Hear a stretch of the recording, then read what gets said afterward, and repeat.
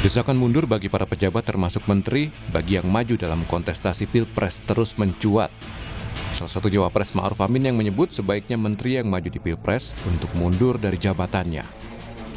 Cawapres nomor urut 1 Muhaimin Iskandar mendukung pernyataan Ma'ruf Amin. Dia berpendapat mundurnya dari jabatan menteri untuk menghindari konflik kepentingan.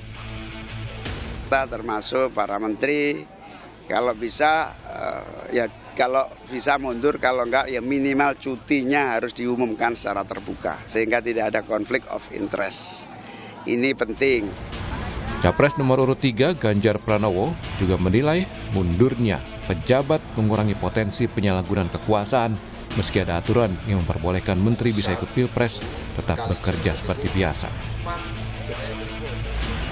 Tidak mundur sih. Karena ketentuannya tidak mundur, maka pada tidak mundur. Kalau sebenarnya kemarin ketentuannya mundur karena ini etik, terus kemudian mengganggu kinerja, memang sangat baik kalau mundur. Gitu. Kalau mundur itu akan berkonsentrasi penuh ya, sehingga nanti kemungkinan akan terjadinya potensi-potensi penyalahgunaan kewenangan, kekuasaan, fasilitas lebih akan terjaga. Tidak hanya menteri, desakan mundur dari jabatan publik juga mengarah pada Cawapres nomor urut 2 Gibran Rakabuming Raka. Gibran yang kini menjadi wali kota Solo itu mengaku menghargai atas masukan yang diberikan. Tanya apa, Mas?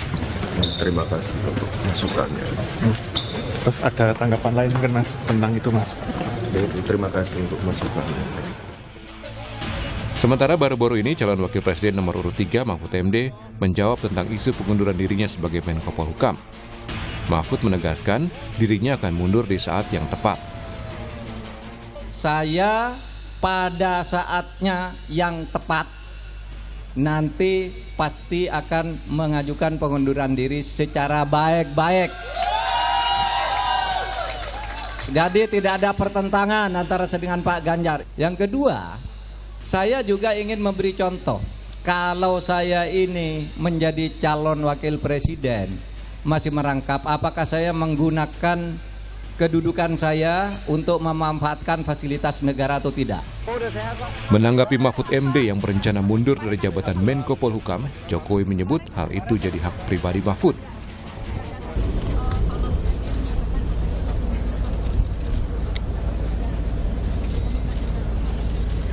Ya itu hak dan saya sangat menghargai. Seperti diketahui, Pilpres 2024 diikuti bukan hanya oleh satu pejabat publik. Berdasarkan nomor urut, ada Cawapres nomor urut 1, Muhaimin Iskandar, yang adalah seorang wakil ketua DPR RI. Kemudian paslon nomor urut 2 dengan Capres Prabowo Subianto, yang menjabat Menteri Pertahanan, dan Cawapresnya Gibran Rakabuming Raka, yang adalah wali kota Solo. Sementara dari nomor urut 3, Mahfud MD, yang masih menjabat Menko Polhukam, ikut mendaftar sebagai Cawapres. Tim Liputan, Kompas TV. Ya, dengan alasan etika dan juga rawan terjadi penyalahgunaan kekuasaan, para pejabat publik yang maju di kontestasi Pilpres ini didesak untuk mundur. Seperti diketahui, ada 4 pejabat yang maju di dalam kontestasi Pilpres. Ada nama Prabowo Subianto yang juga Menteri Pertahanan, Gibran Rakabuming Raka yang merupakan wali kota Solo, dan juga Muhaimin Iskandar, wakil ketua DPR, dan yang terakhir adalah Prof. Mahfud MD yang merupakan Menko Polhukam. Bakal mundurkah atau justru sayang untuk meninggalkan jabatannya? Kita ulas bersama di pagi hari ini. Sudah ada di studio juru bicara Timnas Anies Muhaimin, sudah ada Pak Syahganda Nainggolan. Selamat pagi, Assalamualaikum Pak Ganda. Selamat pagi, Assalamualaikum pemirsa, semua sehat selalu. Oke, dan juga ada juru bicara TKN Prabowo Gibran melalui sambungan daring, ada Bung Dhanil Anzar Simanjuntak. Assalamualaikum, selamat pagi Bung Anzar. Waalaikumsalam Mbak Disti, selamat pagi. Kabar baik ya?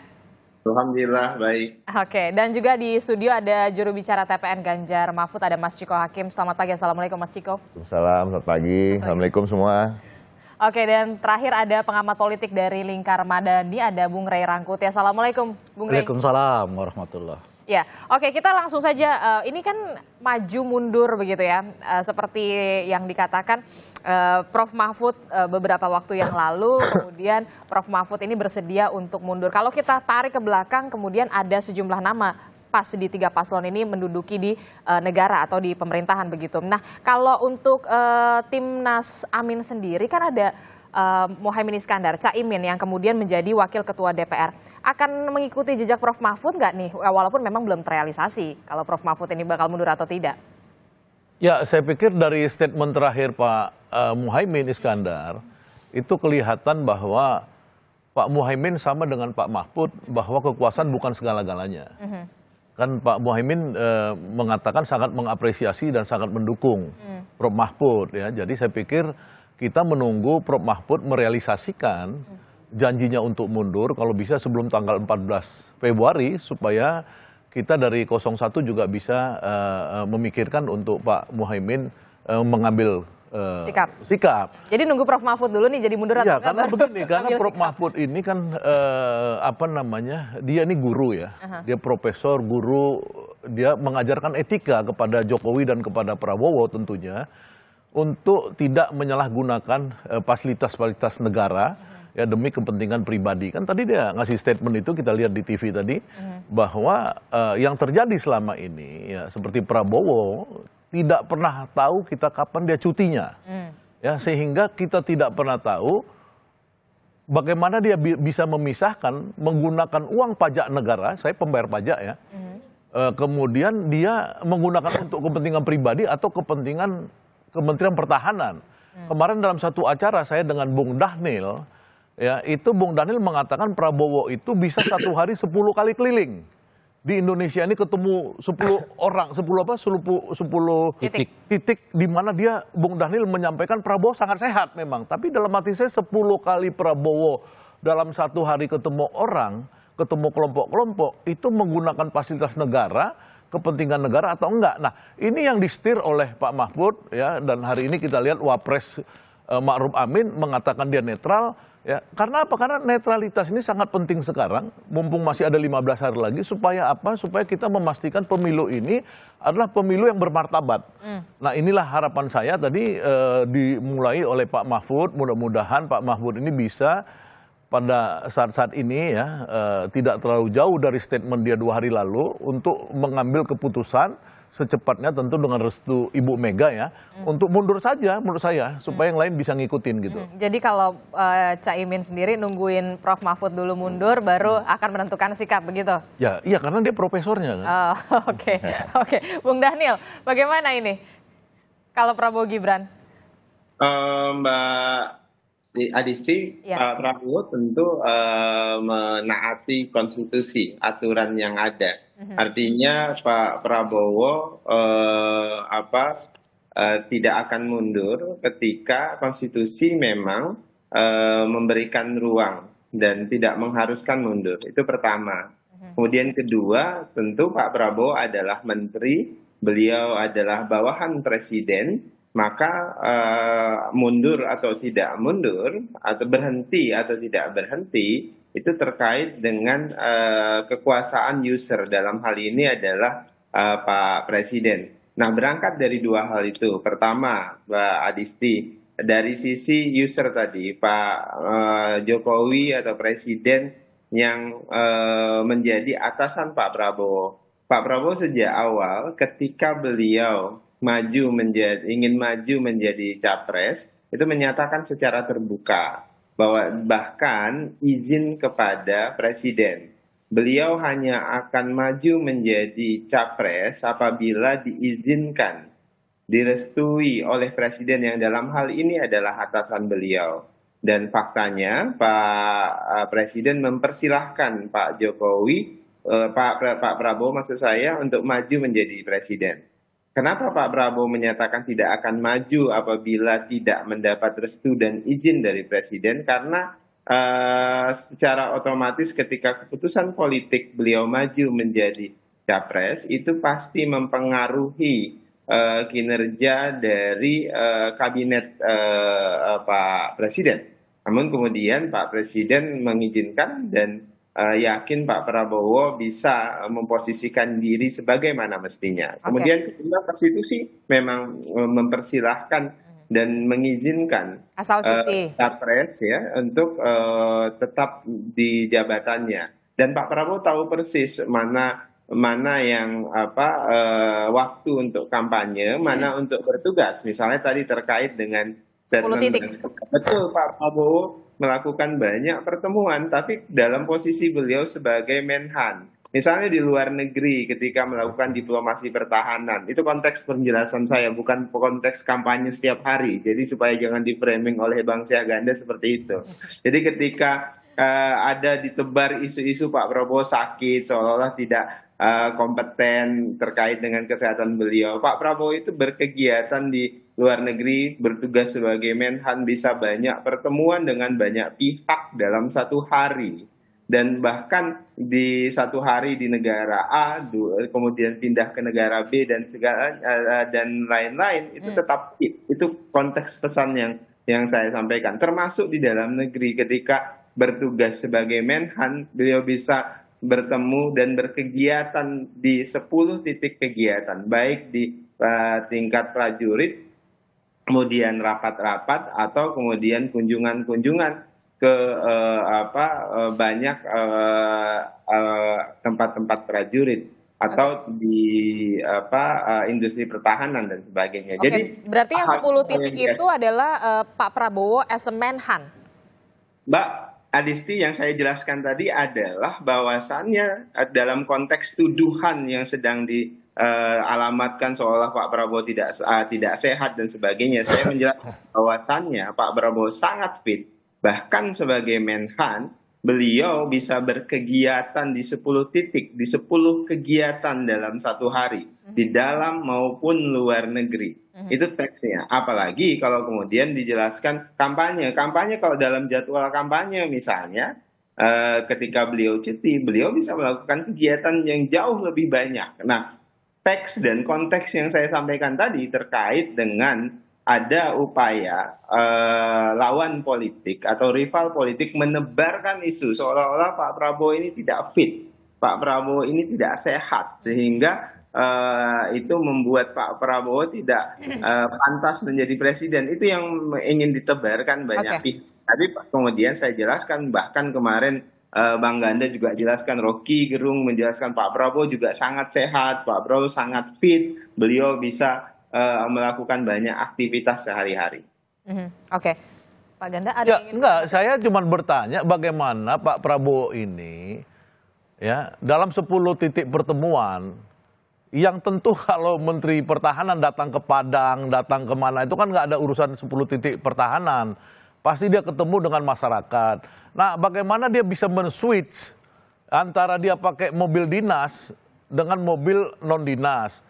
Ya, ongkos dinas, ajudan-ajudan apa segala, ya itu tidak dipakai ketika dia sebagai calon presiden. Kemudian pesawatnya yang dia pakai, misalkan, apakah itu betul-betul sudah dilaporkan kepada KPU dan bisa diperiksa BPK nantinya dan lain-lain, bahwa dia memang itu bukan soal, ini isu saya bukan sehat nggak sehat. Bagaimana di 10 titik yang Bung Daniel sampaikan itu Pak Prabowo itu bisa memisahkan dia itu menggunakan pajak negara untuk kepentingan pribadi atau untuk kepentingan negara. Itu aja sebenarnya. Jadi penggunaan fasilitas negara ketika berkunjung ke 10 titik. Karena isunya itu kenapa perlu cuti kan supaya itu kan Pak Mahfud udah bilang ya, apalagi di satu channel ya, misalkan saya sebut aja di Profesor Renal Kasali, wawancara dalam antara Mahfud MD dengan Prof Kasali, kan Pak Mahfud MD bilang, saya ini ingin memberi teladan kepada kalian ini ya, kalian itu kan pasti capres lainnya, salah satunya Prabowo,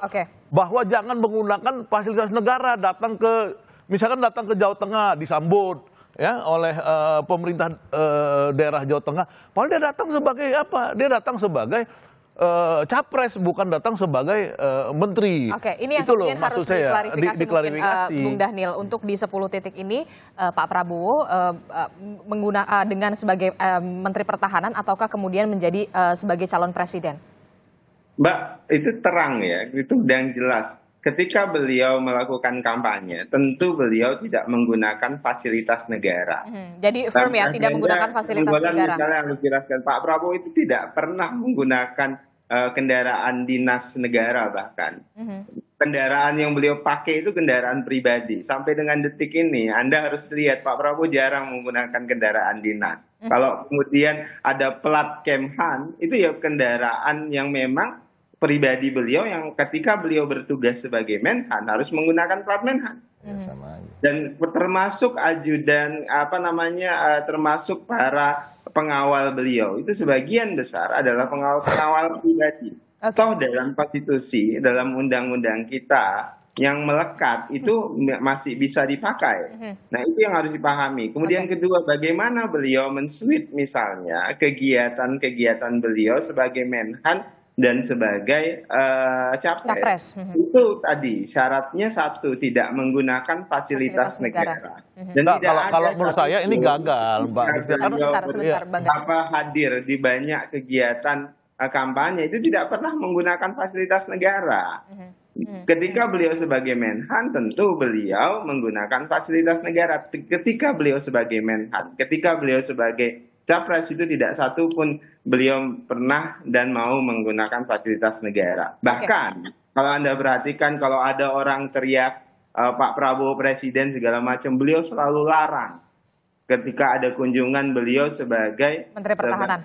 Menteri Pertahanan. Itu etikanya. Bahkan misalnya contoh ya, jangankan terkait ini, terkait dengan kehidupan beragama saja, ketika beliau hadir di masjid segala macam, beliau tidak mau ada yang teriak beliau sebagai capres. Berbeda dengan capres yang lain, bahkan berkampanye di masjid begitu. Jadi Pak Prabowo paham betul etika-etika begini.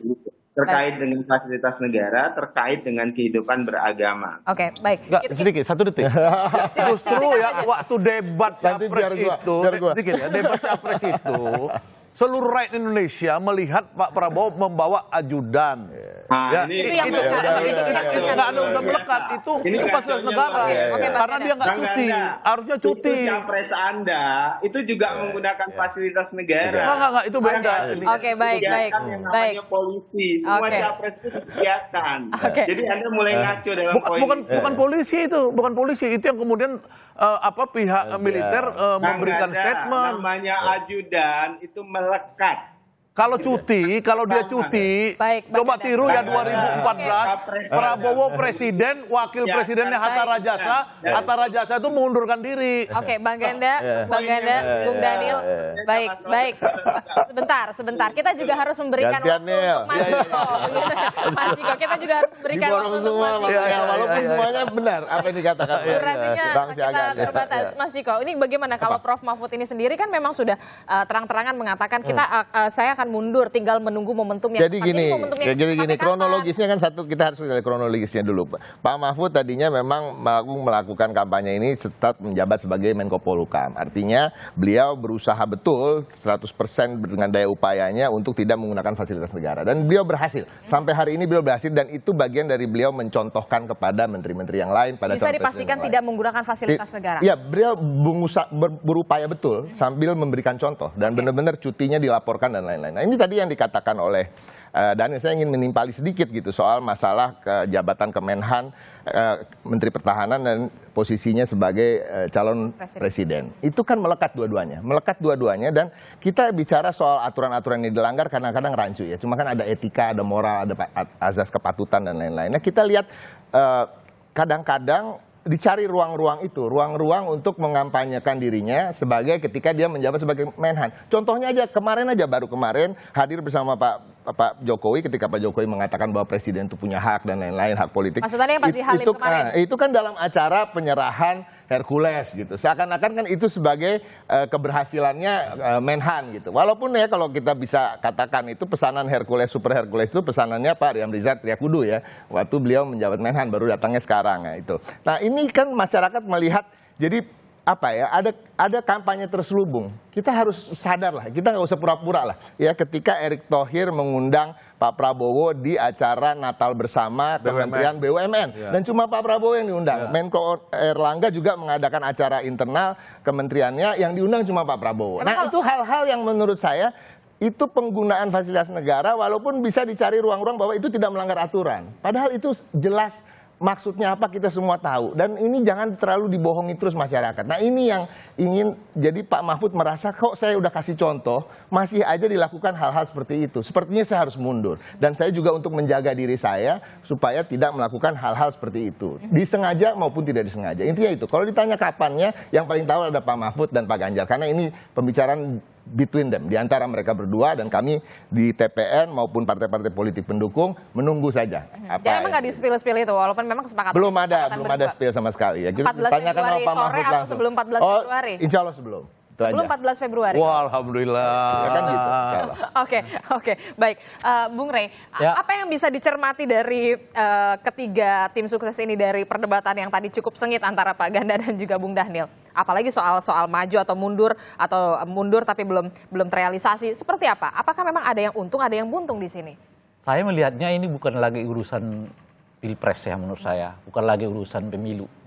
Menurut saya sih udah urusan lebih dari sekedar pilpres. Ada kekecewaan yang begitu tinggi menurut saya kepada Pak Jokowi tentu di lingkaran pembantu presiden atas berbagai tindakan yang terlihat selama ini dilakukan oleh presiden dalam menghadapi pilpres ini gitu ya. Nah, kekecewaan itu terrealisasi dalam bentuk ketidaknyamanan sebetulnya ya. Bekerja lagi dengan Pak Jokowi gitu. Itu satu. Nah, yang kedua tentu mereka juga punya pikiran ya. Kalau suasananya seperti sekarang dipertontonkan oleh Pak Jokowi, yang besar kemungkinan akan melahirkan sebuah pemilu yang paling buruk dalam sejarah Indonesia, saya kira mereka juga berpikir merasa tidak ingin menjadi bagian dari sejarah itu gitu loh.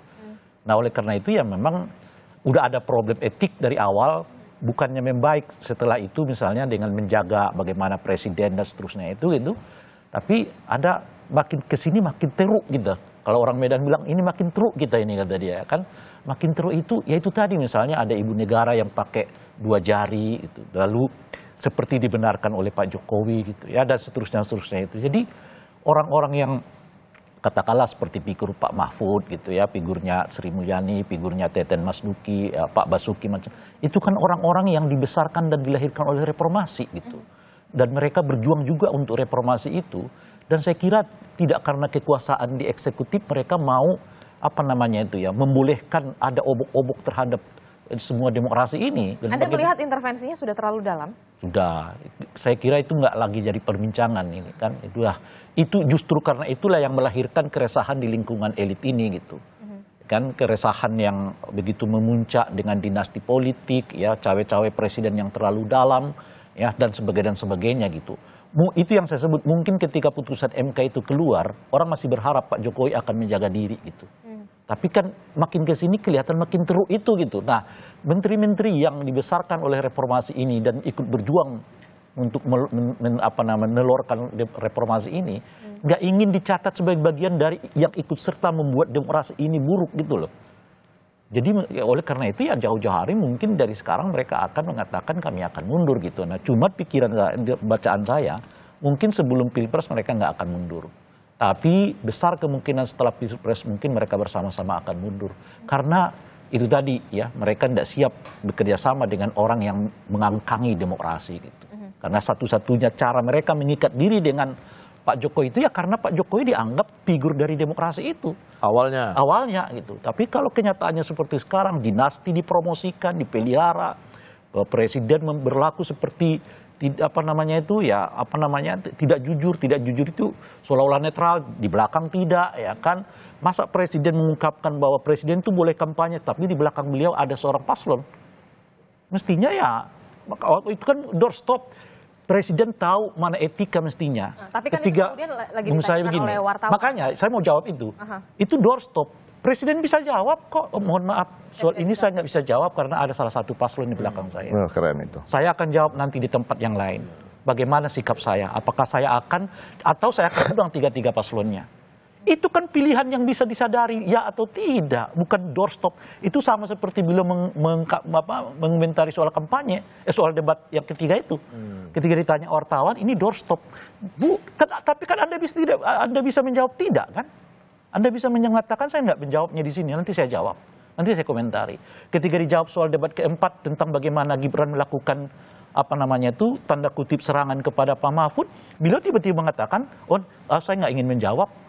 Kenapa ada 2 sikap yang berbeda di situ kan? Gitu kira-kira tuh. Nah, ini membuat kita apapun nanti dibuat argumennya oleh Pak Jokowi, tapi di mata kita semua mengatakan ini memperburuk situasi Pilpres yang 2024 ini. Oleh karena itu saya lihat apa yang terjadi sekarang ini lebih dari sekedar urusan pemilu, lebih dari sekedar urusan Pilpres. Ini urusan sikap politik.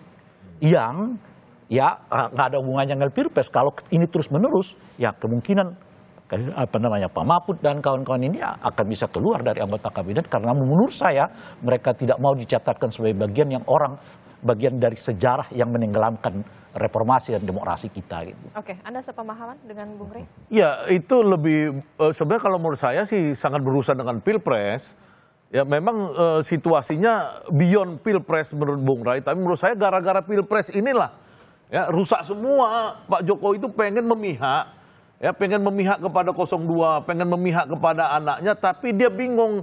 Pada bulan Oktober dia bilang netral ketika dia ngundang, ya ketiga calon. Pada bulan November 1 November dia mengatakan netral, ya tiba-tiba kemarin dia mengatakan memihak.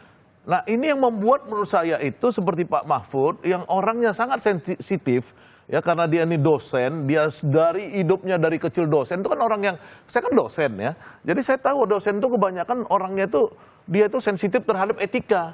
Orang boleh berkelit, ini nggak melanggar hukum, ya tapi dosen itu kalau kita masuk ke sebuah jurusan misalkan di UI ya, jurusan ekonomi saya bilang, kamu masuk aja ke ruangan itu langsung tanya di situ nomor 1 itu etik, nomor 3 responsibility itu. Ya, nomor kapasitas nomor terakhir. Itu kenapa? Karena kita tahu etika itu di atas segala-galanya. Kalau Prabowo mau jadi negarawan, Jokowi mau jadi negarawan, etika itu jangan dibenturkan dengan hukum. Jangan. Kalau kamu mau mihak, ya kan kamu tuh diikutin nanti seluruh ASN karena bapaknya itu Jokowi, maksudnya pemimpinnya, polisi pemimpinnya Jokowi, tentara pemimpinnya Jokowi. Ini bahaya nih, Indonesia nggak stabil nanti. Nah kita juga akan dengarkan dari Bung Daniel nanti akan seperti apa. Ini bukan sekedar Pilpres tapi kemudian tadi juga bisa dikatakan bentuk udah gerakan politik. Gerakan politik. Nah kita akan tunggu bagaimana jawaban Bung Daniel, tapi selesai jeda tetaplah bersama kami di Sapa Indonesia Pagi.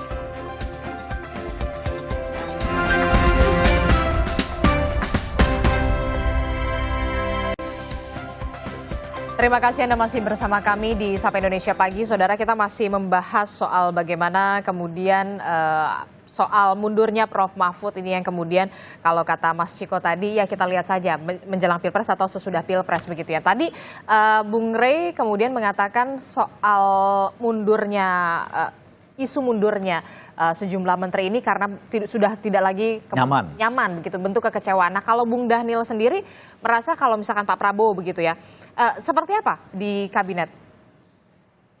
Pak Prabowo tentu sangat nyaman dan Pak Jokowi juga nyaman dengan beliau karena kinerja beliau adalah salah satu menteri misalnya kalau di hasil survei itu selalu terbaik. Di sisi lain juga Pak Jokowi menilai kinerja beliau terbaik. Jadi kalau Pak Prabowo buruk tentu sudah di-reshuffle oleh Pak Jokowi. Seperti beberapa menteri yang kemudian di-reshuffle, baik di kabinet pertama kemudian yang kedua pada saat ini. Jadi Pak Prabowo di satu sisi beliau punya prestasi yang sangat positif, baik di depan publik maupun di presiden sebagai user. Itu pertama Mbak Adisti. Kemudian kedua terkait dengan tadi statement Bang Syahganda, kemudian Bang Ciko, kemudian tadi dengan Bang Ray. Pertama saya melihat apa yang ingin dilakukan Pak Mahfud itu tidak terkait dengan etiket atau tidak terkait dengan etika. Saya sepakat dengan Bung Ray, ini terkait dengan gerakan politik. Gerakan politik apa? Gerakan politik elektoral, begitu loh. Jadi ini adalah mundur elektoral. Tadi sejak awal saya sebutkan ya, kalau kemudian ini terkait dengan etika, even itu undang-undang tidak mengharuskan, maka Pak Mahfud sudah melakukan pengunduran diri sejak beliau menjadi cawapres. Itu pertama. Kemudian kedua, kalau Anda perhatikan kritik Pak Mahfud terhadap kinerja hukum, kinerja keamanan dan sebagainya yang itu di bawah kepemimpinan beliau itu justru menunjukkan inkompetensi. Pak Mahfud sebagai Menko Polhukam inkompetensi, kemampuan beliau memimpin itu rendah sekali, sehingga itu juga yang kemudian dia misuh-misuh dengan kerjanya sendiri, dia kritik kerjanya sendiri, itu inkompetensi. Memang orang yang inkompeten baiknya itu mundur. Atau diberhentikan. Nah jadi ini yang saya sebutkan, ini tidak terkait dengan etika. Bahkan kalau dinilai etika, kalau Pak Mahfud sejak awal inkompeten karena beliau sendiri yang mengkritik kerja-kerja beliau itu harusnya sudah mundur sejak awal, bahkan sebelum Pilpres. Tapi kan tidak. Jadi maka saya mau menilai ini hanya sekedar gerakan elektoral. Kemudian kedua, ini juga menunjukkan inkompetensi terhadap Pak Mahfud. Jadi saran saya memang menteri-menteri yang inkompeten, tidak mampu, itu sebaiknya mundur. Terima kasih. Enggak lah, dunia juga mengetahui siapa Mahfud MD ya. Kita bicara soal rekam jejak seorang itu punya karakter itu melekat. Jadi kalau yang bicara itu seorang Prof Mahfud MD, udah pasti orang akan menilainya itu memang dari hati, karena itu dari etika. Itu yang disampaikan oleh Bang Syahganda juga tadi. Siapa Mahfud MD itu semua orang udah tahu. Jadi Daniel nggak usah bicara soal inkompetensi dan lain-lain. Pak Mahfud bahkan sebagai seorang Menko Polhukam telah banyak melakukan tindakan-tindakan pekerjaan-pekerjaan yang di luar wewenangnya untuk rakyat. Bukan untuk di luar wewenang untuk melakukan hal-hal yang buruk ya. Kita mengusut kasus Sambo, memerintahkan untuk membebaskan seseorang yang menjadi whistleblower, ditangkap, dan lain. Banyak hal-hal seperti kanjuruhan dan lain-lain. Jadi ini out of the question. Tapi satu hal, Bung Daniel ya, saya mengatakan tadi saya nggak tega mau ngomong nih. Bung Daniel di sini kan sebagai staf khusus Menhan ya, atau sebagai TKN. Ini pertanyaannya, apakah ada uang APBN yang melekat pada kegiatan-kegiatan Bung Daniel? Ketika Bung Daniel tampil di TV misalnya jam 3 sore misalnya, apakah itu tidak mengganggu pekerjaannya di Kemenhan? Itu kan pertanyaan saya. Itulah yang disebut etika. Nah ini jelas terpampang hari ini, pagi ini. Tadinya gue nggak tega mau ngomong gitu sama Daniel. Cuma sekarang karena Daniel membicarakan soal itu, ini salah satu contoh. Jadi keberadaan Daniel di sini, apakah kuota yang dipakai untuk Zoom ini dibayari oleh tunjangan komunikasi negara atau pribadi? Kita nggak pernah tahu itu Daniel. Tapi kita nggak perlu tahu juga sekarang. Pasti akan dibilang tidak, ya kan? Semuanya bilang pribadi. Tapi kan ini yang menjadi pertimbangan dari Prof Mahfud. Beliau tidak mau secara sengaja maupun tidak sengaja menggunakan fasilitas negara. Beliau sudah berusaha kuat untuk tidak menggunakan fasilitas negara, sudah memberikan contoh pada yang lain, tapi yang lain tidak mau mengikuti contoh-contoh beliau gitu. Itu aja. Saya mau nambah sedikit boleh ya. Nah, ini berkaitan dengan ini kan memang pertanyaannya apakah Bung Daniel ini datang sebagai juru bicara TPN atau sebagai TKN gitu. Sebagai apapun beliau, saya agak miris mendengar bagian dari pemerintah mengkritik secara terbuka kinerja orang yang juga bekerja untuk pemerintah. Di acara ini gitu. Saya nggak kebayang oleh saya bagaimana Bung Daniel mengatakan Pak Mahfud itu inkompeten. Padahal secara struktur dia berada di bawah secara ini loh ya, koordinatif dia berada di bawah Pak Mahfud loh. Jauh di bawah. Iya gitu menurut saya. Nah, apa artinya gitu? Di satu segi kita mempertanyakan soal etik yang disebutkan itu tadi, tapi segi yang lain inilah bentuk dari kelalaian presiden. Karena kenapa presiden membiarkan sesama di antara pembantunya, termasuk dalam ini Bung Daniel, saling mengumbar berbagai kecelakaan, termasuk Bung Daniel menilai sendiri kinerja Menko Polhukam. Nah, gitu. Tunggu dulu. Sebentar. Itu artinya karena presiden terlalu sibuk ngurusin Pilpres, bukan ngurusin para pembantunya ini gitu. Nah, itu yang terjadi sekarang. Gitu. Bung Daniel. Ya, ini yang saya maksud tadi, Bung Ciko, kemudian Bung Rai ini kalau kata orang Padang, iyo kan diawak, lalu kan diurang.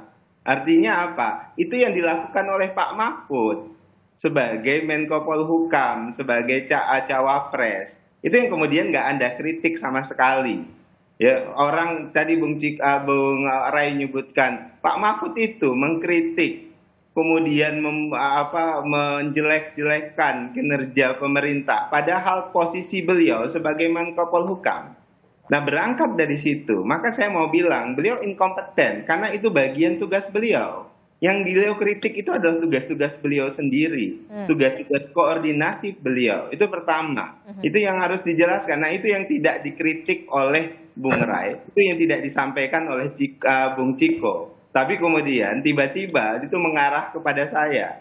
Kedua, yang harus dijelaskan, saya tahu posisi. Kenapa? Karena saya tahu persis tugas-tugas terkait dengan di mana posisi saya sebagai TKN, di mana posisi saya sebagai juru bicara Menteri Pertahanan. Saya duduk di sini dari rumah tidak dari kantor, kemudian menggunakan sarana pribadi saya semuanya. Ya, tapi Anda menggunakan Sebentar, Bung Rey. Tapi Anda menggunakan waktu yang semestinya waktu kerja. Biar Bung Daniel. Saya hari Jumat ini tidak berkegiatan sebagai jubir Menteri Pertahanan. Kenapa? Bentar, Bung Rey. Rata-rata kami Jumat itu melakukan cuti karena kami menyampaikan cuti Jumat dan kegiatan yang lain karena kegiatan kampanye. Kemudian kegiatan yang lain juga kami lakukan ya sebagai jubir Menhan saya dalam hal ini. Jadi udahlah yang begini-begini kalau terkait dengan Bung Rai, Bang Ciko, kemudian nomor 1 itu jangan laku atau etiket, saya nyebut etiket iyokan di awak lalu kan diurang. Jadi kalau kemudian yang melakukan itu adalah orang yang berbeda sikap politiknya, kemudian itu salah. Tapi kemudian kalau dilakukan oleh kelompok kita itu benar. Itu yang saya maksud tadi, etiket yang buruk. Oke. Ini yang harus diajarin. Makanya ini masalahnya, makanya kubu Prabowo Gibran itu suka salah mengartikan etika. Etika sama etiket itu berbeda loh. Etika itu etiket itu gestur, bukan etika. Ya, jadi ethics dan etiket itu berbeda. Ini yang jadi masalah sejak awal, ternyata tidak paham artinya etika dan etiket. Ini yang tadi kita bicara. Yang tadi kemudian juga belum dijawab oleh Mas Ciko soal Bung Daniel mengatakan ini gerakan politik elektoral sebenarnya kalau dari Prof Mahfud. Sama sekali enggak. Prof Mahfud secara pribadi kita juga bisa memahami siapa beliau. Beliau orang sangat menjunjung tinggi norma-norma moral dan etika. Prof Mahfud tidak pernah berpikir, Prof Mahfud itu bukan orang yang suka mengejar-ngejar jabatan. Dia bahkan tidak berada dalam suatu partai politik sudah begitu lama ya. Artinya apa? Beliau itu orang yang pasrah aja dengan jabatan. Ya, memang dicari karena rugi negara kalau nggak pakai Prof Mahfud MD. Nah, ini udah diketahui secara umum. Jadi Prof Mahfud itu tidak sama sekali tidak berpikir soal elektoral. Mungkin kami di TPN iya, tapi kami tidak dalam kasus ini, kami bukan orang-orang yang memberikan masukan pada beliau. Ini perbicaraan antara beliau dan Pak Ganjar.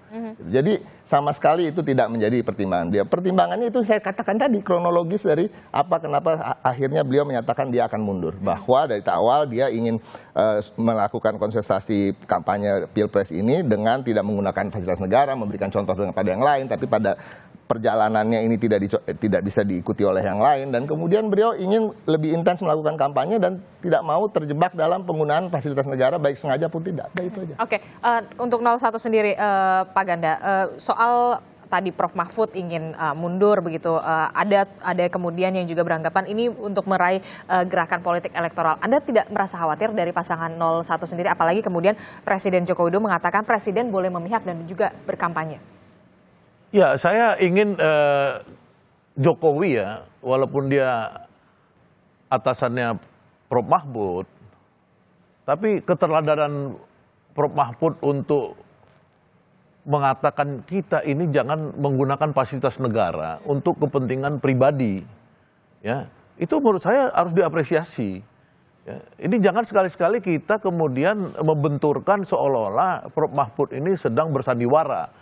Karena dia ini saya kenal lama ya, walaupun saya nggak kenal langsung, saya tahu misalkan dia pernah jadi ketua HMI di UI, ya aktivis juga di UGM pada saat bersamaan dia kuliah di dua kampus kan, karena ketua HMI-nya teman saya di UI waktu itu, Fauzi Kadir namanya ya. Jadi saya tuh mengenal orang-orang, jadi orang-orang ini ya, orang-orang yang memang menawarkan suatu sikap-sikap yang bagaimana mengelola negara secara bermoral ya, termasuk Anies Muhaimin di pihak itu kan dari Prof Mahfud. Nah kalau dari 01 sendiri maksudnya gini, artinya ya makanya kita mengapresiasi, kan kita udah lihat bagaimana Pak Anies, Pak Muhaimin mengapresiasi ya sikap Pak Mahfud yang mau mundur.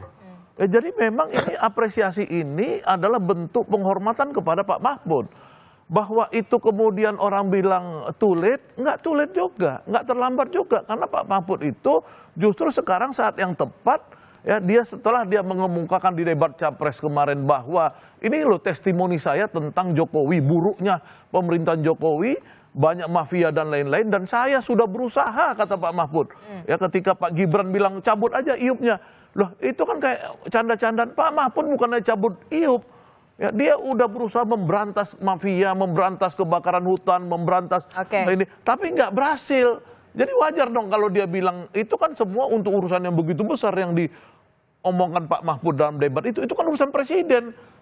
bukan seperti Daniel tadi bilang, wah Pak Mahfud yang salah sendiri dong, nggak kredibel sebagai menteri di bawah tupoksi dia hukum. Bukan, itu nggak ngerti struktur negara.